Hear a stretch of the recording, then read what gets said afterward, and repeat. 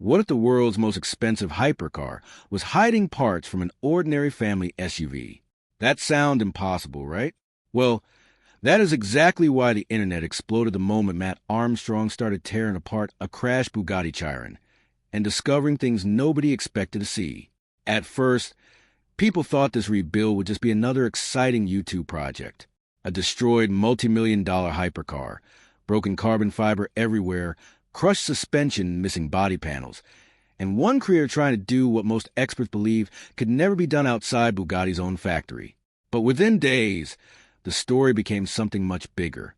Mat was not only rebuilding the Chiron anymore, he was uncovering details that completely changed how viewers looked at luxury cars. Every time he removed another damaged part, another shocking question appeared. Why did some of these exclusive Bugatti components look strangely familiar? Why were certain part numbers connected to much cheaper cars inside the Volkswagen Group?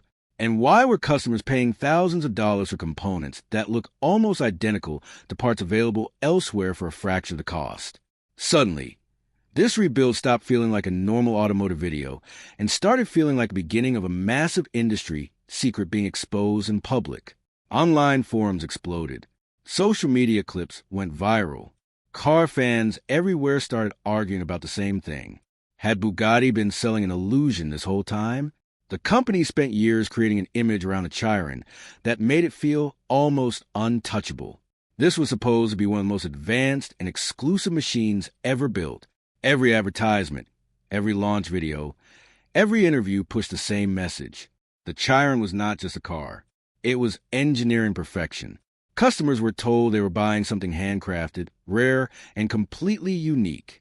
That image helped justify a price tag reaching millions of dollars. But the moment Mat Armstrong started comparing parts, the perfect image began cracking apart piece by piece. What shocked viewers most was not the fact that some components were shared. Many manufacturers do that. The real shock came from the massive price differences and the way exclusivity had been marketed for years. Suddenly, people watching the rebuild began asking uncomfortable questions. If some parts came from shared suppliers, then what exactly made the Chiron so special? Was the magic real, or was it partly branding? And the deeper Mat went into the rebuild, the bigger the controversy became. Instead of quietly fixing the car, he documented everything on camera. Every damage panel, every supplier search, every expensive Bugatti quote, every cheaper alternative. Millions of viewers watched the process unfold in real time, and with every new discovery, the tension grew larger. Some fans defended Bugatti and argued that luxury brands always use shared engineering because it improves reliability and keeps production possible. Others felt betrayed because they believed Bugatti had sold customers a dream built partly from ordinary components hiding behind luxury logos. But no matter which side people supported, one thing became impossible to ignore. This rebuild had become far more than a repair project. It had become a direct challenge to one of the most powerful names in the automotive world. And once people started questioning Bugatti's exclusivity, the mystery surrounding the Chiron suddenly did not look as untouchable as before. The craziest part about this entire story is that Mat Armstrong never set out to expose anybody in the first place. He was simply trying to save a destroyed Bugatti Chiron that most people believed was beyond repair. When the car first arrived at his workshop, it looked like a complete disaster. The front end was destroyed, carbon fiber panels were cracked everywhere, cooling systems were damaged, suspension pieces were bent, and the repair costs looked absolutely terrifying. Most viewers assumed the project would fail before it even properly started. After all, Bugatti has spent years building the idea that only factory-trained specialists should ever touch a Chiron. According to the brand's image, these cars are so advanced and so delicate that independent rebuilds are almost impossible. That belief created fear around repairing the car outside official Bugatti channels. And honestly, that fear made sense in the beginning. This is not an ordinary sports car. The Chiron is powered by a gigantic quad-turbo W16 engine, producing unbelievable levels of power. The engineering is insanely complex. The carbon fiber structure is extremely expensive. Even moving the car around safely requires special care. So when Mat announced he was attempting to rebuild himself, many people thought he had lost his mind. But instead of backing away from the challenge, He started doing what he always does. He broke the problem down piece by piece. First, he carefully inspected every damaged area. Then he began searching for replacement parts. That is when the strange discoveries started happening. While checking part numbers and supplier information, Matt realized that certain components inside the Chiron looked very similar to parts found elsewhere inside the Volkswagen Group. At first, viewers thought it was probably coincidence. But the more he searched, the more examples appeared. Headlights reportedly connected to other Volkswagen vehicles. Electronics that looked similar to Audi systems. Switches and modules sharing familiar designs. Suddenly, the rebuild videos became filled with moments where viewers paused the screen, searched part numbers online, and started investigating things themselves. The audience became part of the mystery, and that is exactly why the story exploded across YouTube. People love watching secrets get uncovered in real time, especially when the secret involved a company as legendary as Bugatti. What made the situation even more intense was the pricing. According to the rebuild discoveries, some components carried enormous Bugatti markups compared to similar parts elsewhere. That immediately triggered outrage online. Viewers started asking why a company would charge such extreme prices if some parts were connected to ordinary supplier systems. Of course, many automotive experts pointed out that luxury manufacturing is more complicated than simple part sharing. Low production numbers, testing standards, certifications, logistics, and engineering modifications all increase costs dramatically. But emotional internet reactions rarely focus on nuance. Instead, people focused on one shocking idea. A multi-million-dollar hypercar might secretly share pieces with far cheaper vehicles. That idea spread everywhere because it sounded unbelievable. And once the internet grabs onto a surprising narrative, it becomes almost impossible to stop. Every new rebuild episode added more fuel to the fire. Matt continued documenting the process honestly, showing both the successes and the struggles. He explained the insane prices Bugatti quoted for replacement parts and compared them with alternatives he found himself. That transparency made viewers trust him even more. He no longer looked like just another YouTuber making content for views. To many fans, he started looking like somebody pulling back the curtain on an industry built around exclusivity and mystery. And the deeper rebuild went, the more people started wondering one dangerous question. If this Chiron could actually be repaired outside Bugatti's system, then how much control did the company really have over the truth surrounding its cars? As the rebuild continued, the internet stopped watching the Bugatti Chiron like it was just a damaged hypercar and started watching it like evidence in a giant investigation. Every new episode from Mat Armstrong felt bigger than the last because viewers were no longer waiting to see only repaired body panels or installed suspension parts. They were waiting for the next shocking discovery. And honestly, that is exactly what kept happening. The deeper Matt went into the Chiron, the more he realized how carefully Bugatti had built its image around exclusivity. The company never simply sold speed. It sold mystery. It sold the feeling that this machine was beyond normal engineering, beyond ordinary mechanics, beyond ordinary people. Owners were made to feel like they had entered a private world that almost nobody else could access. That emotional experience is a huge part of why ultra-luxury brands can charge such unbelievable prices. People are not only buying metal, carbon fiber, and horsepower. They are buying status, rarity, and identity. But once viewers started seeing shared components and supplier connections, the emotional spell surrounding the Chiron started weakening. Suddenly, people began questioning what a line existed between true engineering excellence and carefully controlled marketing. That question became even louder when Matt revealed the prices Bugatti reportedly wanted for replacement parts. The numbers sounded almost unreal. Some components cost more than entire sports cars. Some parts carried long waiting periods that made repairs painfully slow. For ordinary viewers, it looked insane.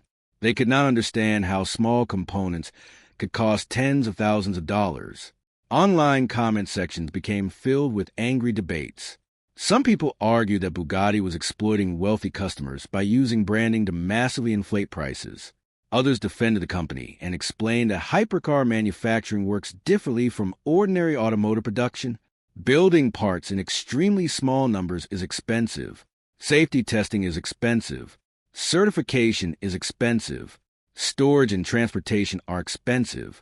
Even maintaining a network capable of supporting rare hypercars around the world costs huge amounts of money. But emotional reactions usually move faster than technical explanations.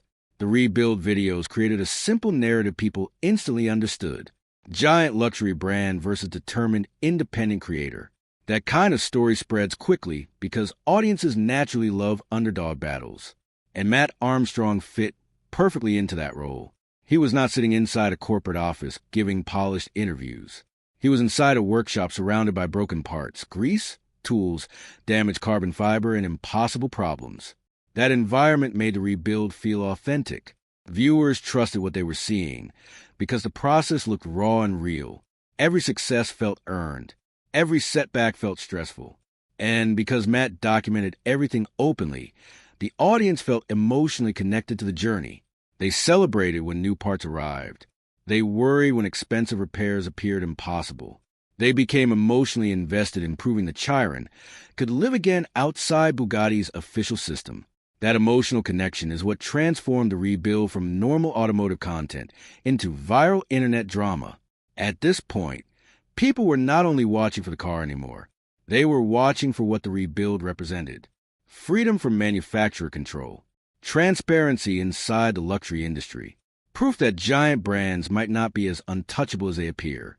Even people who knew nothing about hypercars started following the story because it felt bigger than cars themselves. It became a story about power, control, money, and hidden truths. And then Matt reached one of the most controversial parts of the rebuild, the carbon fiber structure. That was the moment the discussion became even more explosive because Bugatti's carbon fiber craftsmanship is one of the biggest pillars supporting the Chiron's legendary reputation. Once viewers started questioning that too, the controversy moved to another level completely. For years, Bugatti treated the Chiron's carbon fiber construction almost like sacred technology. The company constantly talked about precision craftsmanship, advanced manufacturing, and extraordinary engineering standards that separated the car from everything else on the road. In advertisements and launch films, the carbon fiber body looked less like ordinary automotive material and more like something built for a spacecraft. That image became a huge part of the Chiron's identity. People believed the body panels were nearly impossible to reproduce outside Bugatti's own facilities. They imagined secret techniques, exclusive materials, and highly guarded production methods that only a handful of specialists in the world could understand. And honestly, that belief helped make the Chiron feel magical. When customers spend millions on a hypercar, they want to feel like every single piece of the vehicle is rare and almost impossible to copy. But the rebuild videos from Mat Armstrong started challenging that image in a way nobody expected. After removing damaged sections of carbon fiber from the crashed Chiron, Matt began investigating how the material was actually made. Viewers watched as discussions about weave patterns, resin systems, layup methods, and manufacturing suppliers slowly entered the story. Suddenly, this was not just a rebuild anymore. It started feeling like a behind-the-scenes look into how luxury brands create exclusivity. According to the rebuild investigation, some of the carbon fiber materials and production methods appear connected to techniques already used across the wider supercar and aerospace industries. That discovery shocked viewers because many expected Bugatti's carbon fiber to be completely unique. Instead, the rebuild suggested that while the quality was extremely high, the underlying technology itself was not necessarily mysterious or impossible for skilled specialists to reproduce. That single idea completely changed the mood online. If experienced carbon fiber experts outside Bugatti could repair or recreate damaged sections successfully, then the company's image of total exclusivity suddenly looked weaker than before. And this is where the controversy became dangerous for Bugatti's reputation. The internet loves stories where giant companies appear less special than they claim. The moment viewers heard that certain materials and techniques might exist outside Bugatti's factory walls, the comment sections exploded again. Some viewers immediately accused the brand of exaggerating its uniqueness for marketing purposes. Others argued that people were missing the bigger picture. They pointed out that even if the raw materials were available elsewhere, Bugatti's craftsmanship, quality control, design integration, structural testing, and finishing standards still required extraordinary expertise. And honestly, that argument was fair. Manufacturing a safe, high-speed hypercar is far more complicated than simply owning carbon fiber sheets and resin. But emotional internet storytelling rarely leaves room for technical balance. Instead, the rebuild videos focus heavily on the contrast between Bugatti's luxury image and the growing evidence that outside specialists could reproduce many repairs independently. That contrast created tension in every episode. Viewers kept wondering how far the rebuild could really go. Could Mat actually restore the Chiron to full working condition without Bugatti's help? Could independent shops repair components the company considered almost untouchable? And perhaps most importantly, what would happen if he succeeded publicly in front of millions of viewers? Because if the rebuild worked, it would challenge years of assumptions surrounding hypercar ownership. Suddenly, wealthy owners might begin questioning whether they truly needed to depend entirely on Bugatti for repairs and maintenance. Independent specialists could gain credibility. Repair costs could become more transparent. The mystery surrounding exclusivity could weaken permanently. And that possibility is exactly why the rebuild started feeling much bigger than one damaged Chiron sitting inside a workshop. To many viewers, it looked like the beginning of a major shift in how people viewed the entire hypercar industry. That by this point, the rebuild had completely transformed into one of the biggest automotive stories on YouTube. And the pressure surrounding Mat Armstrong kept growing with every upload. Millions of people were now following the crashed Bugatti Chiron project, like it was a live documentary unfolding in real time. What made the situation so fascinating was the fact that Mat never looked like somebody trying to start a war with a giant luxury manufacturer. He looked like a normal guy standing inside a workshop trying to solve impossible problems one step at a time. That made the audience connect with him emotionally. Every challenge felt real because viewers could see the stress, the uncertainty, and the risks directly on screen. Sometimes parts arrived damaged. Sometimes repairs became more expensive than expected. Sometimes new technical problems appeared out of nowhere. But instead of hiding those moments, Mat included them in the videos. That honesty became one of the strongest reasons why the series exploded in popularity. People trusted the rebuild because it did not feel overly polished or fake. It felt unpredictable, and unpredictability is one of the most powerful things in storytelling. Nobody watching truly knew whether the Chiron would ever drive again. At the same time, the controversy surrounding Bugatti continued getting bigger online. More viewers began researching how luxury car manufacturers operate behind the scenes. Discussions about supplier networks, shared engineering, manufacturing costs, and brand markups spread everywhere across forums and social media.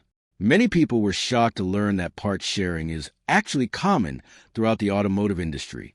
Companies under the same ownership groups often share electronics, switches, sensors, and structural components because developing completely unique systems for every single car would cost enormous amounts of money. Even some ultra-luxury brands use shared technologies hidden beneath custom designs. But the reason this story became explosive was not simply because of shared parts. It was because the rebuild challenged the emotional image Bugatti spent years creating around total exclusivity. That image was incredibly powerful. Owners wanted to believe every piece of their Chiron was specially engineered only for them. They wanted to feel like the car existed in a completely different universe from ordinary vehicles.